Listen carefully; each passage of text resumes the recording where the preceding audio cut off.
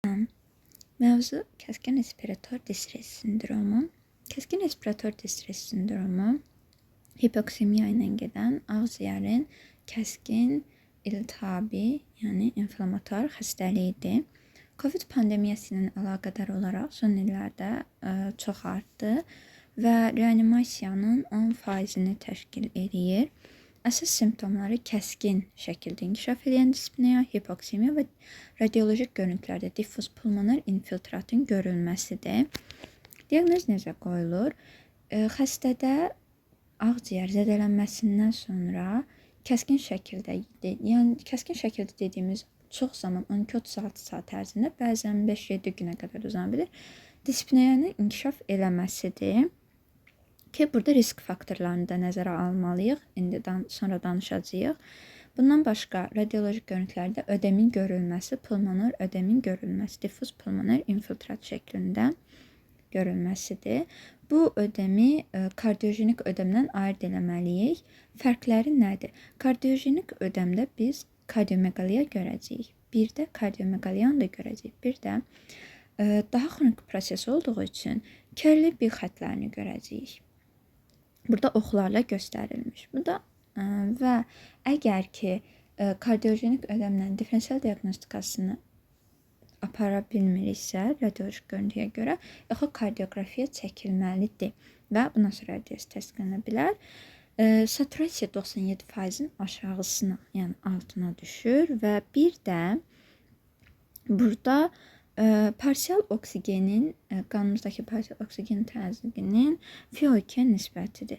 Bu nədir? Parsial oksigenin normalda bizim qanımızda 100 mm civə sütunu olur. FiO2 isə aldığımız havada oksigen faizinin miqdarıdır, 21% olur. Normal insanda bu 400-ün üzərində bir rəqam olmalıdır. ARDS-də sonradan danışacağımız səbəblər üzündən parsial təzyiq düşür. Qanda oksigen parsial təzyiqi düşür. Və həmçinin biz bunların, bu şəxslərin, xəstələrin qanında oksigen səviyyəsini saxlamaq üçün FiO2-ni də artırıq ventilyasiya havasına 40%, 60%-ə qədər artırıq. Və bu da bu nisbətin düşməsinə səbəb olur. Və bu nisbətə görə də biz müəyyən eləyirik ki, xəstənin ağırlıq dərəcəsi nədir? 300-ün altına düşməyi artıq ARDS-in göstəricisidir. 200-ə qədər olmağı yüngül, 100-ə qədər olmağı orta, 100-dən aşağı isə ciddi ARDS sayılır. Və bundan başqa burada PEP də var. Bunun barəsində sonra danışacağıq. Burada şəkli də gördük. Gəldik etiologiyasına. Etiologiyasında direkt və indirekt zədələnmələr var. Direkt zədələnmə dedikdə ağciyər toxumasının birbaşa zədələnməsi nəzərdə tutulur. Etiologiyasını ən əsas 40-60% pnevmoniya və sepsis ARDS-ə gətirib çıxardır. Bundan başqa qastrik asitin aspirasiyası huşsuz xəstələrdə, yəni huş üzərində olmayan xəstələrdə tənəffüs yolları qorunmasız vəziyyətdə olduğu üçün aspirasiya bu da ARDS-ə gətirib çıxarda bilər. Ağciyər toxumasının kontuziyası ola bilər, boğulmalar zamanı ola bilər, bir də toksik inhalyasiyalar zamanı ola bilər. İndirekt zədələnmələr gəldikdə sepsis. Sepsisdə qanda stokinlərin miqdarının kəskin artması, kapilyar keçirgənliyin artması həm ödemi, həm də ki, iltihabı artıraq ARDS-ə katkıda bulunur. Travma. Travmalı kontuziyalardır, sınıqlardır. Flail chest. Flail chest qabırğa sınığı. Qabırğa sınığı zamanı nəfəs alma və vermədə qabırğanın hərəkəti, sınıq qabırğanın hərəkəti ağciyər toxumasını zədələyir. Multiple transfuziyalar. Multiple transfuziyalar sol qulaqcıqda təzyiqi artırdığı üçün ağciyər toxumasında, yəni ağciyər damar sistemində təzyiqin artmasına səbəb olur və bu da mayenin daha çox interstisiumə və alveola sızmasına səbəb olur ki, gətirə bilər. Həmçinin bu zaman donorun neytrofilləri də iltihabı artırır. ki, ARDS gətirib çıxarda bilər. Dərmanlar haqqında danışacağıq. Pankreatit eyni şəkildə qanda proteazaların miqdarı artır, sitokinlərin miqdarı artır və postkardiopulmonar bypass ürək əməliyyatlarında ən çox istifadə olunur. Ən çox deyəndə ürək əməliyyatları zamanı ürəyin və ağciyərin işini aparat, yəni bir cihaz görür. Bu zaman ağciyərin perfuziyası azalır. Və bir də əməliyyat zamanı ağciyərin toxuması, ağciyər kollaps olur. Çünki hava girib çıxmır. Sonra bu bypassdan sonra təzədən ağciyər toxumasına havanın girməsi toxumada zədələnməyə, yəni re-expansion zədələnməyə səbəb olur və bu da ARDS-ə səbəb ola bilər. Yəni bu dediklərim ciddi xəstələrdə ARDS-ə səbəb ola bilər. Və gəldik dərmanlara. Hansı dərmanlar ARDS üçün risklidir? Non-steroid iltihab əleyhinə dərmanlar, aspirin, indometasin həm prostaglandin Y2-ni inhibə eləyirlər. Bu hansı ki, ağciyər toxumasında damarların stabilitəsini təmin edir. Bunun inhibesi, yəni azalması keçirgənliyi artırır. Həmçinin leykotrienlərin də miqdarını artırır aspirin və iltihabı artıra bilər. İmmunosuppressantlar bildiyimiz kimi immun sistemi aşağı salaraq, opioidlər qəbul zamanı qan təzyiqi düşür və s. Bu kimi reaksiyaların qarşısını almaq üçün rebound reaksiya gəlişdirir sistem. Yəni simpatik sistemi aktivləşdirir. Simpatik sistemin aktivləşməsi təzyiqi artırır, qan təzyiqini artırır, hipertenziyaya səbəb olur və bu da ağciyər damarlarına maye yüklənməsinə səbəb olur və bir də sitokinlərin miqdarı artır. Bu da ARDS-i gətirib çıxarda bilər. Yəni opioid normal doz yox, aşırı opioid zəhərlənmələri, morfinin miqdarının aşırı olması. Antibiotiklərdə nitiofrantoin, sulfanilamidlər, sitotoksiklərdən bleomisin, metotrexat, siklofosfamid, platinlər və amiyadoron. Bunların hamısı sərbəst oksigen radikallarının miqdarını artırır. Həm endotel, həm də ağciyər toxumasını zədələyici təsir göstərərək ARDS-i gətirib çıxara bilərlər. Dərmanlar. Risk faktorlarına gəldikdə isə yaşın yüksək olması, 65-in üzərində olması, xroniki alkoqolizmin olması. Bildiyimiz kimi alkoqol sərbəst radikallara əmələ gətirir və xüsusən də immun sistem hüceyrələrində və bu da onların zədələnməsinə gətirib çıxardır. İmmun sistemin aşağı düşdüyü üçün ARDS riski artır. Pankreatit, dediyimiz səbəbdən pnevmoniya, sepsis və bir də sepsislə yanaşı bu apaki, necə axınır bilmirəm. Bu skorlama sistemində skorun 16-nın üzərində olması və sepsisin olması da risk faktorudur ARDS üçün. Bu skorlama sistemi nələrdən təşkil olunub? Yaşa baxılır skorlama sistemində, xroniki xəstəliyin olub-olmamasına baxılır. Cədvəldə gördüyümüz göstəricilərə görə ballar verilir, yəni respirator rate, saturasiya, təzyiq, temperatur baxılır və bir də Glasgow Coma şkalasına xəstənin nevroloji statusu qiymətləndirir və bunların toplam olaraq nə qədər yüksək olursa xəstədə skor, o qədər də xəstənin vəziyyəti ağırlığını göstərir və bu arada bu təkcə ARDS üçün istifadə olunmur, yəni reanimasiyada istifadə olunan bir skorlama sistemidir. Gəldik mərhələlərə. Mərhələlər birincisi eksudativdir, proliferativdir və fibrotik fazdır. Normada alveolun üzünə tip 1-2 pneumosit olur, surfaktant olur, endotel divarı tamdır və normal oksigen və CO2 mübadiləsi gedir.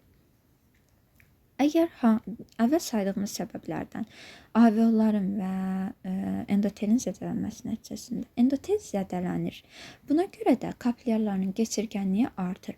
Kapillyarların keçirgənliyi artdıqda həm interstitiuma, həm alveollara maye də olur. Bu eksudat da olur. Bundan əlavə keçirgənlik artdığı üçün neytrofillər də alveolar sahəyə keçir və iltihabı artırır. Bu da eyni zamanda interleukin 2, 8, TNF-alfanın miqdarını artıraraq digər immun sistem hüceyrələrini də bu yerə cəlb edir. Bu da öz növbəsində pnevmasitləri dağıdır. Tip 2 pnevmasitlərin dağılması da surfaktan sintezini və deyək qarşısını alır. Bunun nəticəsində nə olacaq? Ağciyərin iki funksiyası var. Ventilyasiya və perfuziya. Ventilyasiya nəfəs almağımıza deyilir. Alveolların içərisi hava ilə dolduğu üçün, maye ilə istəyirəm, eksudatla dolu olduğu üçün bu sahələrdə təbii ki, ventilyasiya getməyəcək. Bundan başqa dedik ki, maye təkcə alveolun içərisinə sızmır, interstitiumada sızır. Və bu da interstitiumda mayenin artmasına, kapilyarların sıxılmasına səbəb olacaq. Kapilyarlar sıxıldıqda isə intrapulmoner şantlar yaranır. Yəni qan oksigenlə zənginləşmədən arteriyadan venaya keçir. Çünki kapilyarlar sıxılmış vəziyyətdədir. Və ağciyər toxumasında nə olacaq? Ölü sahələr artacaq. Yəni hava oksigenlənmədən yenidən nəfəs veriləcək və perfuziya da azalacaq. Bu da xəstədə hipoksemiyanı göstərəcək və həmçinin surfaktan sintezi azalıb.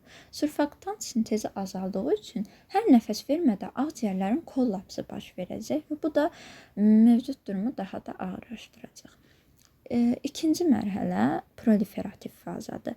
Bu mərhələdə xəstələrin çoxu mexaniki ventilyasiyadan ayrılır və sağalır. Burada əsas nə olur?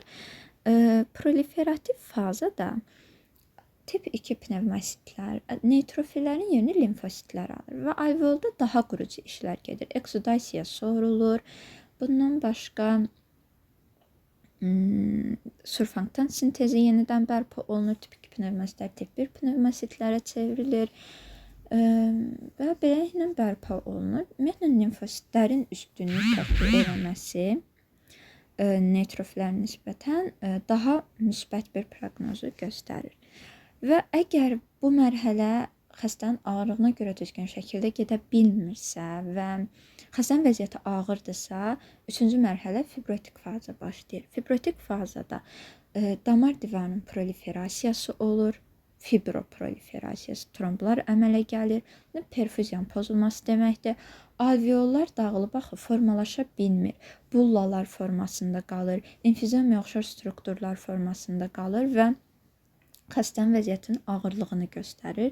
Hətta əgər ağciyərin biopsiyasında fibroz əlamətləri görülürsə, bu xəstənin mortalitesinə bir işarədir. Yəni mortalitesinin yüksək olmasına bir işarədir. Mərhələləri yazı şəklində proliferativ fibrotik. Gəl diferensial diaqnostikaya. Kardiojenik ödəmdən dediyi fərqini. Bir də kardiojenik ödəmdən natriuretik peptid səviyyələri yuxarı olacaq. Bilateral pnevmoniya ilə fərqi, əsas fərqi ARDS-in kəskin şəkildə inkişaf eləməlidir. ARDS-də biz parsial oksigen, yəni qandakı oksigen səviyyəsinin təzyiqinin FiO2-yə nisbətin 300-ün altında olur ARDS-də.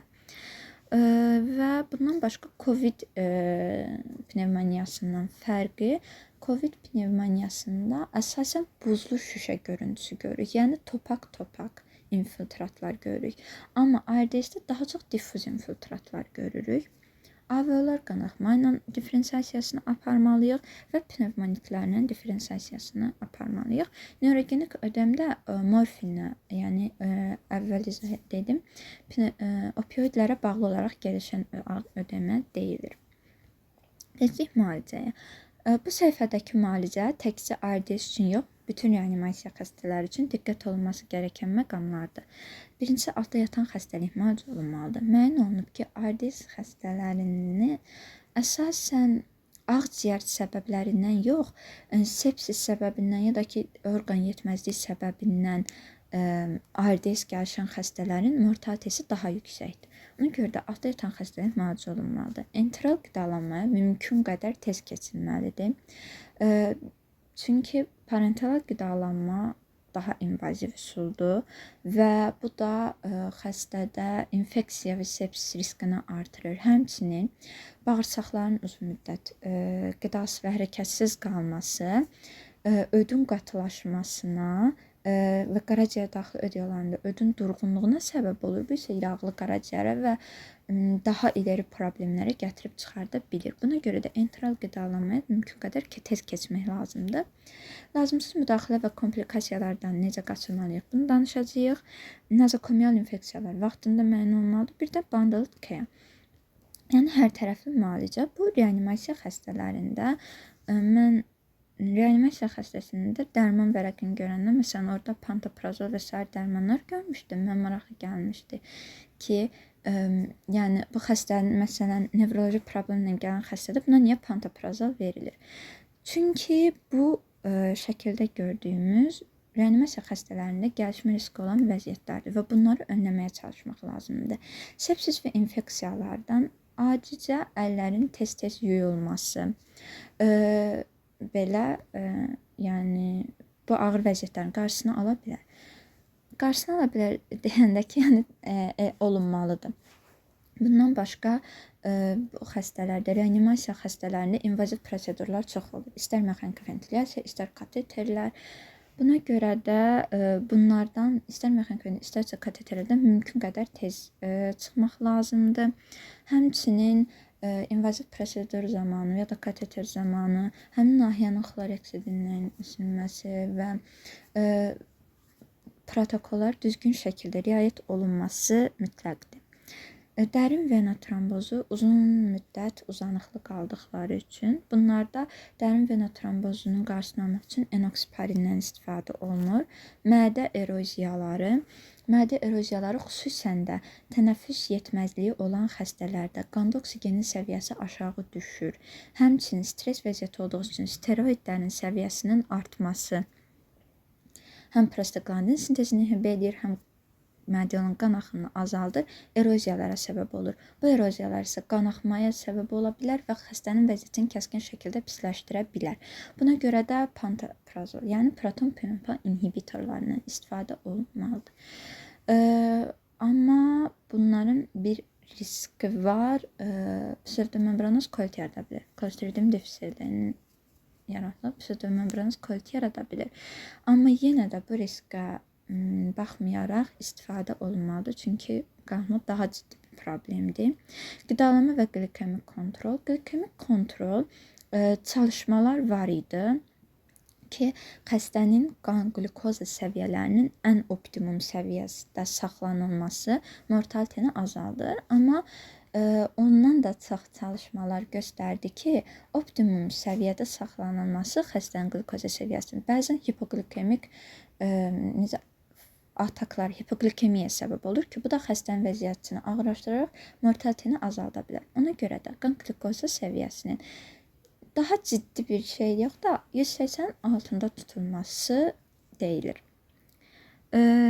Zəiflik bu daha çox nevroloji və miopatiyalarla əlaqədardır. Amma insülin istifadəsinin bunu aradan qaldırdığını deyirlər. Anemiya kontrol olunmalıdır və onun belə deyək, amma multiple transfuziyalardan qaçmaq şərti ilə, çünki ARDS üçün risk faktorudur eyni zamanda. Renal yetməzliklə bağlı isə bir protokol yoxdur. Harrison əvvəlki nəşrlərində dopaminin daha yaxşı təsir elədiyi deyilsə də, sonraki nəşrlərdə o qədər də fayda sağlamadığı deyildi. Bunları önləməliyik ki, yəni ARDS xəstəsi başqa səbəbdən, yəni ARDS xəstənin üzərinə bu səbəblərin də gəlməsi vəziyyətini daha da ağırlaşdırır. Keçid spesifik müalicədə birinci mexaniki ventilyasiya həm qanda oksigen səviyyələrini normallaşdırır, həm də ki, ağciyər qoruyucu. Bunun barədə sonra danışacağıq. Maye qısıtlanması. Bir də burada klaslar var. Nəyi göstərir klaslar? Klaslar yəni xəstə üçün çox geniş bir neçə randomiza çalışmalarla isbat olunursa bu A klass gedir. Yəni sonra B klass, C klass, D klass, D klass rutin istifadə olunmayan, o qədər də yararı görünməyən müalicə deyilir. Maye qısıtlanması Nəyə görə lazımdır və diuretiklərdən də istifadə oluna bilər hətta yanaşı. Çünki sol qulaqcıqda olan təzyiqi normal saxlamalıyıq. Artmasına icazə verməməliyik. Artsa ağciyərdə də təzyiq artacaq, yəni ağciyər damarlarında da təzyiq artacaq və bu da xəstənin vəziyyətini daha da ağırlaşdırır. Yalnız və yalnız, hətta B klass göstəricidir. Maye qısıtlanmasını nə zaman kəsmək lazımdır ARDS xəstəsində? Əgər hipotenziya görürsə, həyati vacib orqanların, böyrək kimi orqanların hipoperfuziyasını görürüksə, biz maye qısıtlanmasını dayandırarıq. Neyromuskular blokada. Neyromuskular ümumiyyətlə reanimasiya xəstələrində prosedurların bir çox invaziv olduğu üçün sedasiyadan istifadə olunur. Ağrının idarə olunması üçün. Bəs neyromuskular blokada nədir? Neyromuskular blokada mexaniki ventilyasiyadan istifadə edir axı bu xəstələr. Buna görə də həm xəstənin özünün nəfəs alması, verməsi, həm ventilyasiyanın verməsi uyğunsuzluğa səbəb ola bilər. Məsələn, xəstə nəfəs vermək istədiyi anda ventilyasiyadan havanın gəlməsi alveolların aşırı şişməsinə səbəb ola bilər.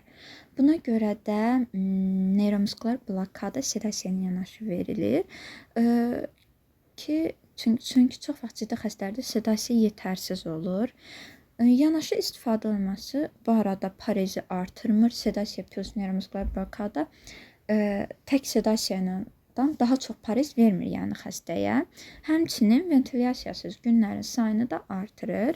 NO və epoprostenol, yəni prostaglandin analoqu ciddi ARDS xəstələrində istifadə olunur, amma yəni yüngüllərdə yox, ciddi ARDS-də istifadə olunur.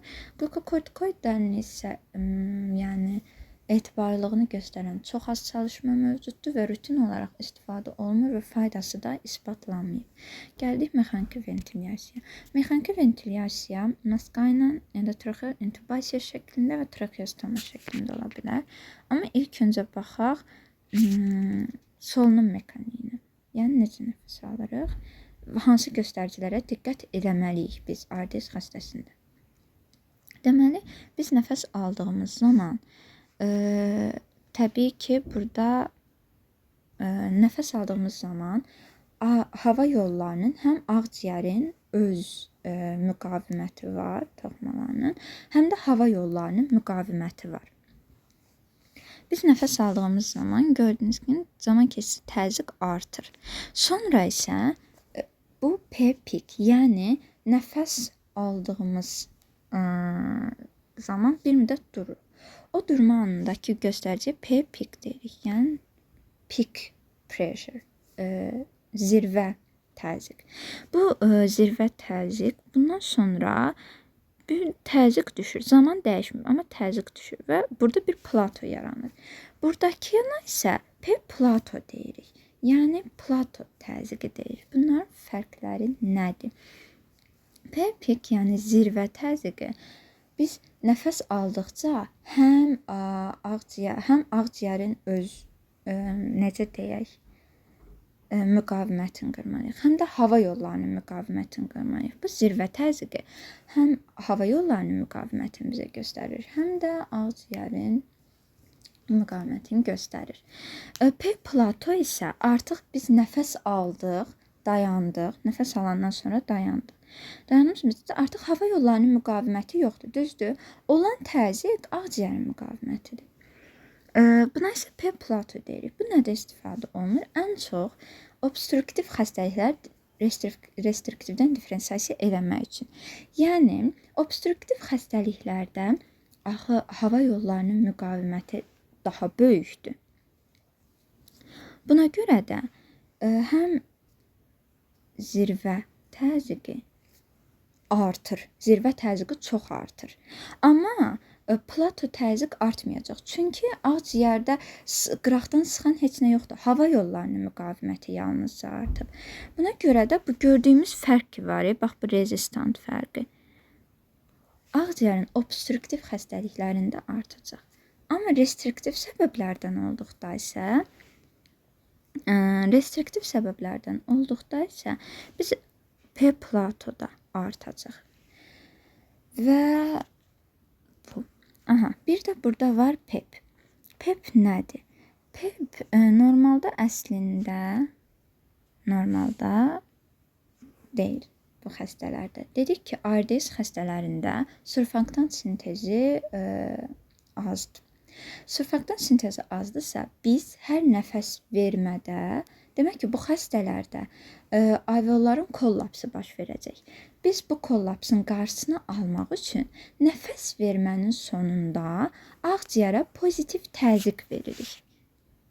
Bu pozitiv təzyiqi veririk ki, amma yəni böyük bir təzyiq vermirik. 5 mm civəston kimi, santimetr civəston kimi veririk, bir təzyiq veririk ki, nəfəs vermədə ağciyər, alveol kollaps olmasın. Bu isə PEPdir. İndi isə keçək bu önəm. Və bir də, burada nə var ARDS xəstələrində? Həmçinin kompliyans anlayışı var. Kompliyans nədir? Bir, məsələn, deyək ki, millimetr, santimetr civəstonu, civə deməyək, su sütunu, üzr istəyirəm, civə deyil, su sütunu təzyiq dəyişəndə ağciyərdə həcm nə qədər dəyişir? Məsələn, 1 santimetr civə sütununu 10 dəyişəndə ağciyərdə tutarkən 100 ml hava dolur. Bu ağciyərin kompliyansına deyilir. Bu burada gördüyümüz kimi ARDS xəstələrində təzyiq məsələn artır. Amma dəyişmə çox azdır. Niyə? Çünki ağciyərin kompliyansı azalır. Ağciyər həm alveolların içi su ilə doludur, həm ağciyərlərin alveolların içi su ilə doludur, həm interstisium su ilə doludur. Buna görə də kompliyans da azalıb bu ARDS xəstələrində. Bu şəkildə qısaca PEP-in izahıdır. Baxın, burada gördüyümüz kimi, əgər PEP yoxdursa, PEP olmayanda sıfıra qədər düşür, tam kollaps olur və yenidən başlamalı olur. Amma burada biz PEP vermişik deyə daha kollapsın qarşısını almış oluruq. İndi isə keçdik. Nəyə? Bir də tidal həcm verdiyimiz havadır. Yəni bir nəfəs almada xəstəyə nə qədər hava veririk odur. Mexaniki ventilyasiyada diqqət etməliyik 2 məqama. 1. Volutravmanı önləməliyik. 2. Atelektotravmanı önləməliyik. Volutravma nədir? Diffuz pulmonar infiltrat olur ağciyər, düzdür. Və çox zaman ARDS-də ağciyərin 4/3 hissəsi tutulur. Amma 1/4 hissəsi tutulmayıb. Biz xəstəyə həmin o kollaps olmuş yerləri açmaq üçün yüksək həcmdə hava verdikdə sağlam olan sahələrdə aşırı şişməyə səbəb oluruq və alveolların zədələnməsinə səbəb oluruq. Buna görə də yeni çalışmalar tidal həcmin 12 ml/kq-dan 6 ml/kq-a qədər azaldılmasını dedi. Bu A klass göstəricidir. Və indiyə qədər Harrison köhnə nəşrində bildirildi ki, ARDS-də mortaliteni önləmiş ən yaxşı üsul budur. Və volutravmanı önləmək üçün əvvəl danışdım. Plato təzyiqi, burada danışmışdıq. Plato təzyiqi, yəni ağciyər toxumasının bunun 30 sm su sütununda olmasına diqqət etməliyik. Bundan artıq olmasına, çünki biz havanı çox verdikcə daha da artıq müqavimət yaradacaq və ağciyərin zədələnməsinə gətirib çıxardacaq. Bu arada reanimasiyada, burada yoxdur şəkli. O aparatda, mexaniki ventilyasiya aparatda bu göstəricilər göstərilir. Plato həcmi və s. yəni Plato təzyiqi və s. göstərilir. Plato təzyiqi 30-un altında tutulmalıdır. 2. Atelektotravmanın önlənməsi. Atelektotravma əvvəl dedik, kollaps yaranır. Bunun üçün PEP-dən istifadə olunur. B klass göstəricidir. PEP-in istifadəsi nədir? Həm kollapsın qarşısını alır, həm də biz alveolu açıq tutduq axı. Ona görə bunu yenidən şişirtmək üçün daha az havaya ehtiyacımız olacaq və daha az FiO2 ehtiyacımız olacaq. Niyə FiO2-nin yüksək olmasından istəmirik? Çünki oksigen eyni zamanda sərbəst radikallar yaradır. Sərbəst radikallar yaratdığı üçün Normalda 60%-in altında olması tövsiyə olunur. Biz FiO2-ni digər girişimlərlə nə qədər aşağı tuta bizi, o qədər yaxşıdır. Və həmçinin hemodinamik olaraq hemodinamik instabilitenin qarşısını alır. Bir də üzüstü vəziyyət prone position. Bu da B klass göstəricidir. Yəni xəstənin üzüstə yatırılması. Buradakı şəkildə görürük. Xəstə supine olanda, yəni bel üstə yatanda həm ürək belə deyək, ağciyərinin təzyiqi salır. Həm də abdomen orqanlarının, bax burada abdomen orqanları ağciyərə döş qəfəsinin doğru baskısı artır. Prone positionda isə həm ürəyin baskısını azaldır, həm də abdomen baskısını azaldır və burada gördüyümüz qara ilə olan kollaps sahəsi də burada azalmış görünür. Ümumi mortalite üzərində etkisi göstərilməyib, amma 28 günlük mortaliteni azaldır. Riskləri nədir? Bununla ancaq prone position, yəni üzüstə vəziyyətdə xəstələrlə məşğul olmuş insanlar belə deyək, məşğul olmalıdır. Çünki üzüstə olanda endotraxeal ekstubasiya səbəb ola bilər, mərkəzi venöz kateterin çıxmasına səbəb ola bilər, ortopedik zədələrə səbəb ola bilər və bu da reanimasiyada olan xəstələr üçün ciddi bir şeydir. Ekstubasiyanın, istər venöz kateterin çıxması. Ona görə də bu vəziyyətlə işləməyə alışıq olmuş insanlar, yəni həkimlər istifadə eləməlidir. Bu isə istifadə olunan göstəricilərdir. Tidal volumu dedik, respirator rate, yəni hızı, FiO2-dən danışdıq, PEP-dən danışdıq, PEP platodan danışdıq. Bir də inspiratorun ekspiratora nisbət, yəni inspirasiya müddətinin ekspresiya müddətinə nisbəti normalda 1-in 2-yə 1-in 3 olmalıdır. ARDS xəstələrində mexaniki ventilyasiya elə ayarlayırlar ki, inspirasiya daha uzun olur. Inspirasiya daha uzun olduğu üçün də biz mübadiləyə daha çox zaman qazandırmış oluruq və daha yaxşı təsir göstərir. Bu da klah və astımdan diferensiyasıdır. İstəsəz baxarsınız. Bunlar barədə danışdıq. Bu şara oxşayır. Yəni balonla PEP-i belə göstərirdi. Yəni nə qədər müəyyən dərəcədə biri var, şarı sıfırdan üfürəsən, onu daha böyük təzyiq verməlisən, amma daha belə deyək, birazcıq dolmuş şarı, yəni PEP verilmiş şarı üfürmək daha rahatdır. Bu şəkildə onu göstərir. Digər mexaniki ventilyasiya strategiyaları PEP-in yüksək ayarlanması. PEP bir təzyiqdir, özü də bir təzyiqdir və bunun yüksək ayarlanması ağciyəri zədələyə bilər.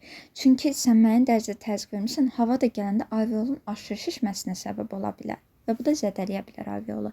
Bu yalnız və yalnız ciddi ARDS xəstələrində PEP-i yüksək ayarlayırlar. HFOV, High Frequency Oscillator Ventilation. Bu arada PEP-in də açılışı Positive End Expiratory Pressure, yəni pozitiv nəfəs vermə sonu təzyiq. İndi danışaq HFOV, yəni High Frequency Oscillator Ventilation. Burada şəkildə görülür.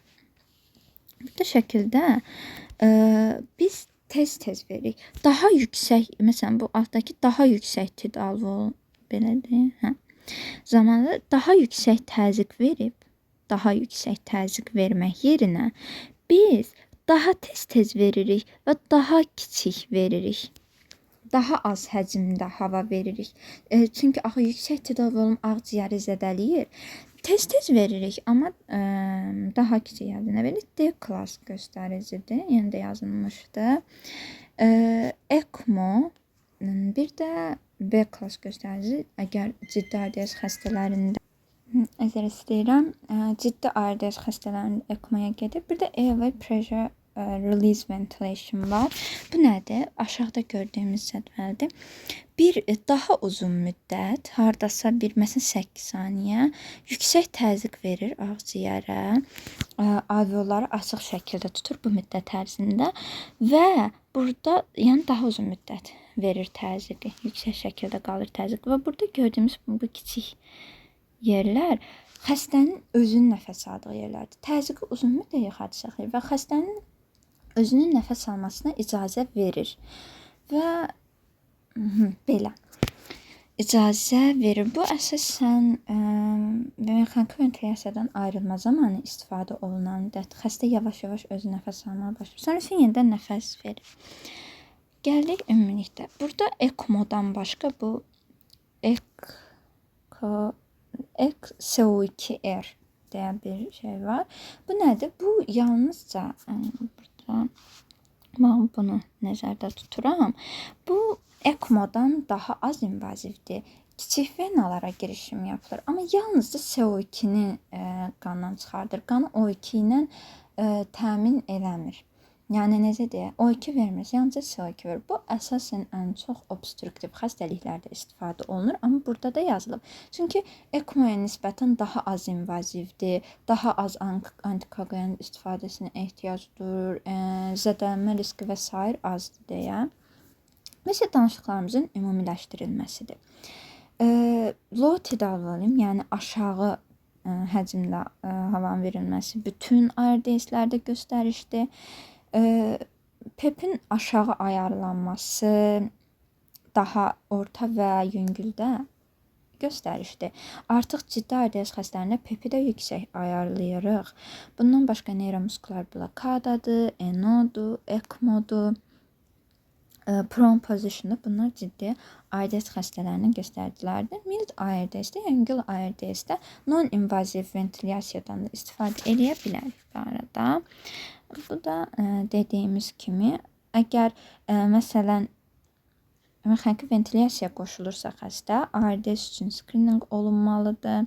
Sonra vəziyyət ağırlaşdıqca necə yanaşmalıyıq, onu göstərir. Yəni əgər ARDS təsdiqləndisə, low tidal volume verməliyik, plato təzyiqini aşağı saxlamalıyıq, PEP-i 5-dən yuxarı saxlamalıyıq. Əgər 200-ün altına düşürsə, artıq PEP-i qaldırmağa başlamalıyıq. 150-nin altına düşürsə, neyromuskular blokadadan və üzüstü yatmadan istifadə etməliyik. 80-nin altına düşürsə, artıq ECMO-nu müzakirə etməliyik. Gəlin mortality üçün risk faktorlarına.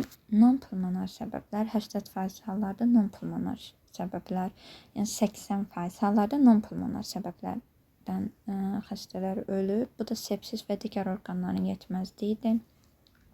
75 yaş üstü olmaq, xroniki qaraciyər yetməzliyinin olması, alkoqolizmin olması, immunosuppressiyalar və indirekt zədələnmələrə nisbətən direkt ağızciyər zədələnmələrinin daha çox mortalitenin artırıldığı deyilmişdir. Funksional bərpa. Xəstənin mexaniki ventilyasiyadan necə ayrılması və s. Bu mexaniki ventilyasiya üçün əlavə dərs var, oradadır, orada deyərik. Ümumilikdə xəstələrdən nəyi gözləməliyik və necə olar? Xəstənin vəziyyəti necə olacaq? 6 ay ərzində əgər xəstə sağalırsa, 6 ay ərzində normal ağciyər funksiyalarına dönür. 1 il ərzində normal spirometriya, radioqrafiya görürük. 5 il ərzində amma bu xəstələrdə fiziki keyfiyyətin aşağı olması gözləmələnir. Bunun isə ağciyərin toxumasının zədələnməsinə bağlı olduğuna görə deyil. Bu xəstələrdə depressiya və travma sonrası stres bozukluğu yaranır və buna görə fiziki keyfiyyətləri aşağı düşür. Ona görə də uzun vadeli vəziyyətin yaxşı olması üçün bunlarda diqqət etmək lazımdır. Son olaraq ağciyər funksiyalarını nə zəiflədir? Yəni xəstənin ağciyər funksiyaları normal dönməsinə nə ləngidir və yaxud da ki, nə mane olur daha ciddi xəstələrdə?